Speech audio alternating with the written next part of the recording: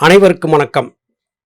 நாம் பகவான் ஸ்ரீராமருக்கு அவருடைய ஞான குருவாகிய வசிஷ்ட மகாமுனிவர் கூறி அருளிய யோக வாசிஷ்டம் என்கிற உன்னத ஞான நூல் தொகுப்பை வாசித்துக் கொண்டிருக்கிறோம்.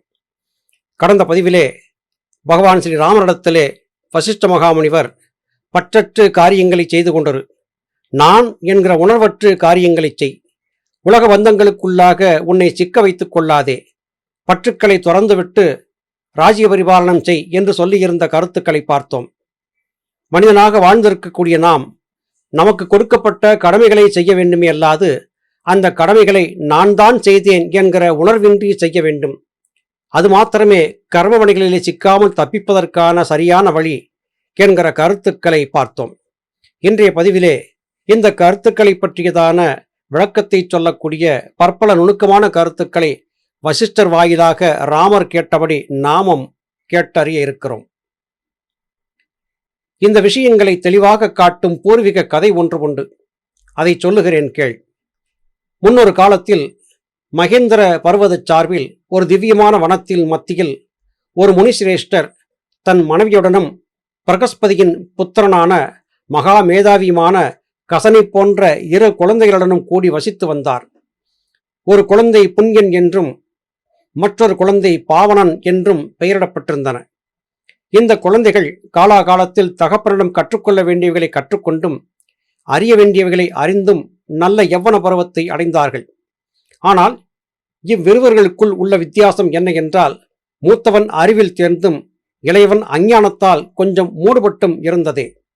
இப்படி இருந்து வரும் காலத்தில் ஞானியாயிருந்த தகப்பன் தன் ஆயுட்காலம் முடிந்தது என்று அறிந்து கொண்டு பிள்ளைகளுக்கு வேண்டிய போதனைகளை செய்து அனுக்கிரகித்து விடுதலை அடைந்தான். இதன் பிறகு தாயும் கணவனுக்கு பிறகு தன் வாழ்வது வியர்த்தம் என்று எண்ணி தான் செய்ய வேண்டிய கர்மங்களை செய்துவிட்டு கணவனால் கற்பிக்கப்பட்ட யோக உபாயங்களை கொண்டு அவளும் சாந்த பதவியை அடைந்தாள். தாய் தகப்பன் இருவரையும் ஏக காலத்தில் இழந்த பாலகர்கள் திக்கற்றவர்களாக நின்றார்கள்.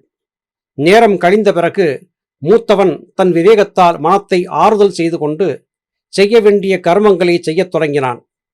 இளையவனோ துக்கசாகரத்தில் மூழ்கியவனாக அழுது புரண்டு செய்ய வேண்டிய கர்மங்களை செய்யாமலும் இருந்தான். இவன் இப்படி இருக்க புண்யன் கர்மாதிகளை ஒழுக்கம் தவறாமல் சில தினங்களில் முடித்து பிறகு சகோதரனை கூப்பிட்டு அவனுக்கு விவேகத்தை உபதேசித்தான். புண்யன் சொன்னான், சகோதரா, நீ இவ்விதம் துக்கப்படுவதில் பயன் என்ன? அஞ்ஞானமே உன் துக்கத்திற்கு காரணம். நீ உன்னை பற்றி சரியாக விசாரணை செய்யாததாலேயே இவ்விதம் துக்கத்திற்கு பாத்திரமானாய். யோசித்து பார்த்தால் நீ உன் தாய் தகப்பனார் பொருட்டு வருத்தப்படுவது புத்தியின்மை என்று அறிவாய். நீ வருத்தப்பட வேண்டியது உன் நிமித்தமே தவிர அவர்கள் நிமித்தம் அல்ல. ஏனெனில் அவர்கள் தங்கள் சுயநிலையாகிய ஆன்மாவை அடைந்து விட்டார்கள். நீ இன்னும் சுகதுக்கங்களுக்கு பாத்திரமாக ஜீவித்திருக்கிறாய். ஆகையால் அவர்கள் நற்கதி அடைந்தார்கள் என்று நீ சந்தோஷித்திருக்க வேண்டும். பிறகு நீ எடுத்திருப்பது இந்த ஒரு ஜென்மம்தானா?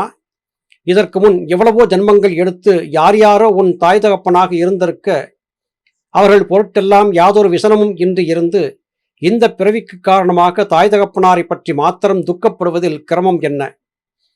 இவ்விஷயத்தால் நான் என்பதும் நீ என்பதும் பந்துக்கள் என்பதும் அஞ்ஞானம் என்று அறியவில்லையா? ஆன்மா ஒன்றே சத்தியமாயிருக்க இந்த பேதங்களுக்கெல்லாம் ஆதாரம் ஏது? யாராக இருப்பினும் அவன் ஆன்மாவை தவிர்த்து வேறாக இருக்க முடியாது. ஆகையால் நீ நான் எல்லாம் ஒரே ஆத்மாவைத்தான் சுட்டிக்காட்டும் என்று உபதேசிக்கிறான். இந்த கருத்துக்களை நம்முடைய முன்னோர்கள் சொல்லி நாம் பலமுறை கேட்டிருக்கிறோம். அன்னை எத்தனை எத்தனை அன்னையோ, அப்பன் எத்தனை எத்தனை அப்பனோ, பிள்ளை எத்தனை எத்தனை பிள்ளையோ, பின்னும் எத்தனை எத்தனை ஜென்மமோ என்றெல்லாம் நம்முடைய முன்னோர்கள் பாடினார்கள். நாம் எடுத்திருக்கக்கூடிய இந்த ஜென்மம் என்பது இந்த ஒற்றை ஜென்மம் அல்ல. இதற்கு முன்பும் எண்ணற்ற ஜென்மங்களை எடுத்து முடித்து விட்டோம். ஒவ்வொரு ஜென்மத்திலும் நமக்கு தாயாகவும் தந்தையாகவும் பிள்ளையாகவும் மனைவியாகவும் கணவனாகவும் பற்பல உறவுகள் வந்து போய்விட்டன. அந்த உறவுகளையெல்லாம் விட்டுவிட்டுத்தான் நாம் இந்த பிறவியை எடுத்திருக்கிறோம். அப்படி இருக்கும்போது கடந்த பிறவியிலே வந்திருந்த உறவுகளை பற்றிய ஏதும் நமக்கு இப்போது நினைவிலே இல்லை. அதை மறந்திருக்கிறோம். ஒருவேளை முந்தைய பிறவிகள் எல்லாம் நினைவுக்கு வந்து முந்தைய பிறவிகளின் உறவுகள் எல்லாம் நினைவுக்கு வந்துவிட்டால் இந்த பிறவி நிம்மதியான ஒன்றாக இருக்குமா? இந்த பிறவியிலே நாம் கொண்டிருக்கக்கூடிய இந்த உறவுகளும் கூட தத்தமது கர்மவினைகளை தொலைப்பதற்காக ஏற்பட்ட பிறவிகளை அல்லாது வேறல்ல. எல்லா உயிர்களும் தத்தமது நிலையிலிருந்து நீங்கும் போது ஆன்மா என்கிற நிலைக்கு மறுபடியும் சென்று விடுகின்றன. மறுபடியும் கர்மவினைகள் காரணமாக பிறவிகளை எடுக்கின்றன. அப்படி பார்க்கும்போது ஆன்மா பற்பல பிறவிகளை எடுக்கிறதை அல்லாது ஆன்மாவுக்குள்ளே உறவுகளை கற்பித்துக் கொண்டிருப்பது விந்தையான ஒன்று. அதை செய்யாதே என்று இங்கே சுட்டிக்காட்டப்படுகிறது. எனவே யோகசாதன பயிற்சியில் ஈடுபடக்கூடிய ஒருவன் மற்றவர்களைக் காட்டிலும் மிகவும் எளிதாக தன்னை உணரக்கூடிய ஆற்றலை பெற்றிருப்பது அறிந்து கொள்ள முடியக்கூடியதே. வசிஷ்டர் சொல்கிறார், இவ்வாறு சரியான மார்க்கத்தில் யுக்தியுடன் நீ விசாரணை செய்து வருவாயாகில் ஞானம் உதித்து சாந்தி அடைவாய். இந்த உபதேசத்தை பாவனன் மனத்திலே வாங்கி கொண்டு தானாகவே திரும்பி திரும்பி விசாரணை செய்ய தொடங்கினான். சில காலத்தில் தமையனைப் போல் பாவனனும் புண்ணியனாகி பிறகு இருவரும் வெகு காலத்திற்கு பின் மோட்சத்தை அடைந்தார்கள். ராமா, இதை தவிர்த்து இன்னொரு விருத்தாந்தமும் உண்டு. அதாவது பலி சக்கரவர்த்தியை பற்றியது. அவன் கடைப்பிடித்த மார்க்கத்தை அனுசரித்தாலும் மோட்சத்திற்கு உபாயமாகும். வெகு காலத்திற்கு முன் விரோசனன் என்று வழங்கப்பட்டு மகா மேதாவியாயும் ஞானியாயும் இருந்த அசுரத் தலைவனுக்கு பலி என்று சொல்லப்பட்ட புத்திரன் ஒருவன் இருந்தான். தகப்பனைப் போலவே மகா பராக்கிரமசாலியாகவும் ஜப தப மகிமைகளையும் அடைந்து இவைகளால் பிரம்மா விஷ்ணு சிவன் ஆகிய மும்மூர்த்திகளின் வரப்பிரசாதங்களையும் அடைந்தவனாக இருந்தபடியால் திரிலோகங்களையும் ஜெயித்து தன் அரசாட்சிக்கு உட்படுத்தி கொண்டான். இவ்வித நிகரற்ற பதவியிலிருந்தும் பக்தியை கைவிடாமல் இருந்தான். ஆகையால் வெகு காலம் 3 லோகங்களும் இவன் அரசாட்சிக்கு உட்பட்டு இருந்தன. நல்லதும் கூட காலக்கிரமத்தில் சலிப்பைத்தான் கொடுக்கும். அதன்படியே பலியானவன் ஒரு நாள் தன் வாழ்க்கை பற்றி சிந்திக்கலாகி இன்னும் எவ்வளவு காலம் செய்ததையே செய்தும் அனுபவித்தவர்களே திரும்ப திரும்ப அனுபவித்துக் கொண்டும் காலம் கழிப்பது என்று எண்ணினான். இதற்கும் ஒரு முடிவு வேண்டாமா என்று தோன்றிற்று. ஆகையால் உடனே தன் தகப்பன் இருப்பிடம் சென்று தன் மனக்கலக்கத்தை தெரிவித்து இன்னும் மேலான பதவி ஏதாவது அடையத்தக்கது உண்டா என்று கேட்டான். விரோச்சனன் சொல்கிறான், நீ அரசாட்சி புரியும் 3 லோகங்களைப் போல் இன்னும் அநேக பிரம்மாண்டங்களை தாங்கி வரும் அரசன் ஒருவன் இருக்கிறான். அவனை ஒருவராலும் அறிய முடியாது. அவனை காண அவனுடைய மந்திரியின் தயவே தேவை. இந்த மந்திரி மகா பராக்கிரமசாலி. அவனே எல்லா உலகத்தையும், எல்லா தேவர்கள், அசுரர்கள், மனிதர்கள், பிராணி வர்க்கங்கள் அனைத்தையும் தன் இஷ்டம் போல, ஆனால் அரசனுடைய பார்வையில் ஆட்சி செய்து வருகிறான். ஒவ்வொருவரும் அனுபவிக்கும் சுகதுக்கங்கள் எல்லாம் அவனாலேயே ஏற்படுகின்றன. ஆகையால் இவனையே நீ முதலில் அணுகி ஜெயம் பெற வேண்டும். இவனை ஜெயித்தால் எல்லா பிரபஞ்சங்களையும் ஜெயித்தது போலாகும். இவனை ஜெயித்த பிறகுதான் ராஜனுடைய தரிசனம் கிடைக்கும். இவனை வெல்ல அஸ்திர சஸ்திரங்களாலாவது அல்லது வேறு எந்தவித பலத்தாலாவது ஆகாது. இவன் உதவியை கொண்டு அரசனுடைய தரிசனம் ஒரு க்ஷணமாவது அகப்பட்டால் இவன் வெல்லப்படுவான். அரசனுடைய கருணையின்றி இவன் வசீகரப்பட மாட்டான். இம்மந்திரியை வெல்ல பௌருஷமும் யுக்தியும் தான் வேண்டும். இவைகளை கொண்டு விடாமுயற்சியுடன் அபியசித்து வந்தால் இவன் வசமாவான். இவனைத்தான் மனம் என்று சொல்லுவது. ராஜா என்று சொல்லப்பட்டது. ஆத்மாவை தவிர்த்து வேறில்லை.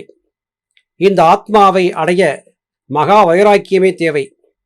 பதார்த்தங்களிலும் விஷயங்களிலும் இச்சை அடியோடு ஒளிந்தால் மனம் நாசமடைந்து ஆத்ம லாபம் சித்திக்கும். ஆகவே சொந்த முயற்சியால் தான் இது அடையப்படலாமே தவிர குருவினாலோ அல்லது தெய்வ சகாயத்தாலோ அடையப்பட மாட்டாது.